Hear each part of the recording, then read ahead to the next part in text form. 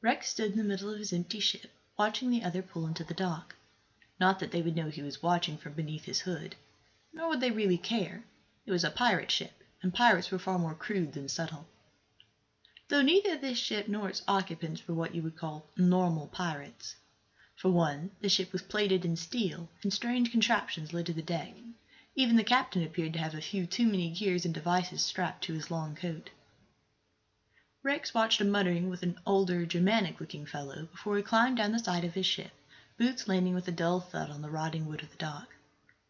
He looked up, face obscured by a hood much like Rex's own. "Bit dangerous to sail without a crew, mate," he called up, voice weak. Rex contemplated him. Tall, a bit muscular, but could easily be taken, especially by Rex. But he had no reason to attack a captain. Casually, he withdrew a pistol from the fold of his clothing, tilted his head slightly to aim, and sent a bullet spinning through the air.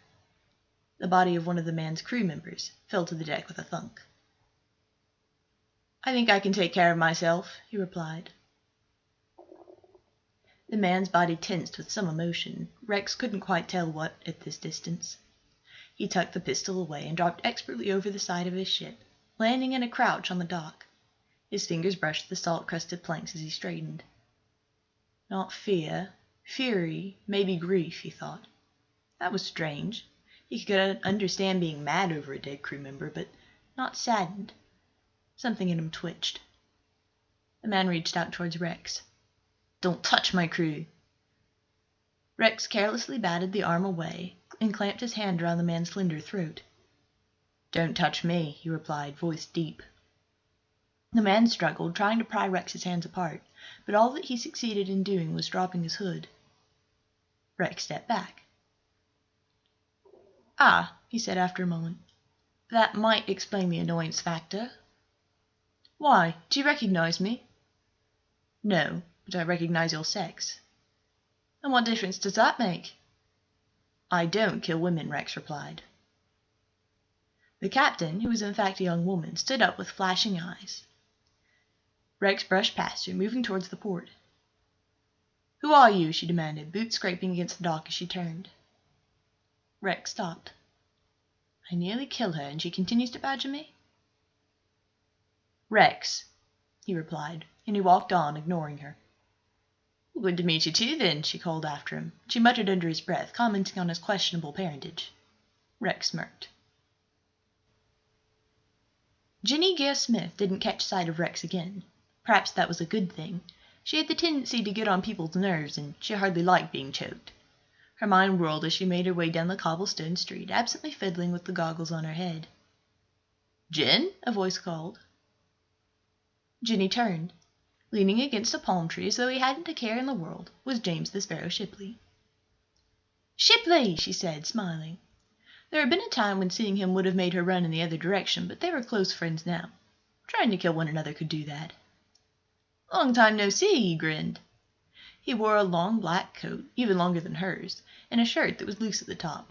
2 swords were strapped to his side as always, and he wore his skill as the fastest swordsman in the Caribbean with pride. Shipley uncrossed his legs and moved over to where she stood. "Aye, good to be back?" she asked. He'd been away for a while, and of course she didn't know where. Even among the closest of friends, pirates kept secrets. He rubbed his scruffy half-beard. "Aye, I think. I was nearly blown out of the water on my way. I don't think Melba was too fond of seeing me." Ginny smirked. "Nay, I don't suppose she was." The two started walking, making their way out of habit to the tavern. "I don't know what that girl has against me," he complained, pushing the door open. Always the gentleman among pirates, he let Jen through first. "Well, I'm sure it has nothing to do with the fact that you disgraced her swordsmanship in front of her entire crew," Ginny said. Shipley shrugged, grinning. "Well, she called me an old snail. Can you imagine that?" "Hardly," Jen snorted, seating herself at the bar. "2 drinks, please." She turned, propping her damp boots up on the seat next to her. Shipley sat at a table beside her, stretching his own legs out in front of him. "And where have you been the past few months?" he asked her. "I'll tell you as soon as you tell me," Ginny replied, passing him a mug. "Drinks are on me too. Had a good week." Shipley chuckled. "Well, I might have something to tell you." Ginny perked up. "And what's that? A collaboration of sorts?" No, Shipley said, looking amused. The fellow in the corner with the hood on seems very interested in you. Grimacing slightly, Ginny turned. In the corner, with no drink, food, or pipe, was Rex. His face was mostly shadows, but his eyes seemed to glitter under the hood. You know him? Shipley asked, taking a swig of beer. Somewhat, Ginny muttered. He tried to kill me. Well, doesn't everyone at some point? Ginny shot him a glare, but Shipley just chuckled. I'm serious. He shot Laz and then throttled me. She drank some beer. Shipley's brow furrowed. And what did you say to him? I just commented on the fact that he didn't have a crew. Then he shot Laz. Got a bit mad. Next thing I know, I was dying in his hands. With most pirates, this statement would have been pegged as an exaggeration, but Ginny didn't exaggerate. She was too scientific for that. Shipley's face hardened slightly. Excuse me, Gin. I'm going to go have a talk with him, Shipley said with a sudden grin. Wait! Shipley! Gin hissed, jumping to her feet. Good afternoon, sir, Shipley said, sitting down at Rex's table, looking at what little you could see of his face. Rex glared. Well, aren't you a talkative one? Shipley said with sarcastic cheerfulness.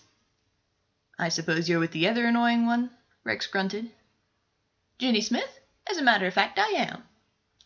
Ginny sighed, sitting back down. Once Shipley committed, he couldn't be stopped.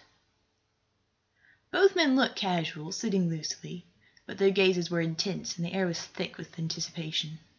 If it came to a sword fight, Shipley would win. If it became anything else... Rex didn't look like one to be easily beaten. Rex, almost faster than Gin's eyes could keep up, pulled out a knife and stabbed the table between himself and Shipley. Shipley didn't jump as Ginny did, but his muscles tensed. And just why are you and your friend annoying me? Rex asked. Mostly because you shot one of her men, and then tried to kill her. Shipley shrugged. I don't fight women, Rex said, voice quietly dangerous. Ginny itched to leave, but Shipley was going to stick his ground. Do you fight men? Shipley asked. Ginny grimaced. A threat? The hooded man looked amused. A challenge, Shipley answered. An idiot, Ginny grumbled. Rex leaned forward. An offering. You leave right now, and I won't impale you. I'll just have to decline that offer, then. I'd very much like to see you try. Another knife flashed, and there was a clang of steel. Both men were standing, sword to knife above their heads. Challenge accepted, Rex said.